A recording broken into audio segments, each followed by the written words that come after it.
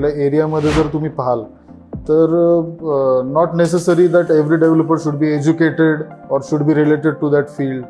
म्हणजे तुम्ही फंड्स घेऊन जर रिअल इस्टेट मार्केटमध्ये आलाय तरी तुम्ही असे बरेच डेव्हलपर्स तुम्हाला पाहायला भेटतील की they need not be necessary they should be civil or anything.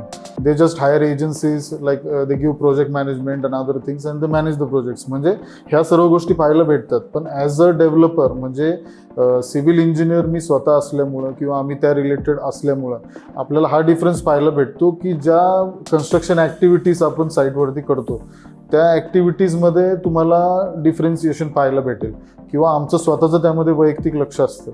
आणि कोणतीही गोष्ट करताना नॉट नेसेसरी की फक्त कन्स्ट्रक्शन आहे बिल्डिंगचं, कोणतीही गोष्ट तुम्ही करता आणि त्यामध्ये जेव्हा स्वतः त्यामध्ये इंटरेस्टेड तुम्ही असता आणि बारीक लक्ष तुमचं असतं तर त्यामध्ये निश्चितच तुम्हाला डिफरन्स पाहायला भेटेल.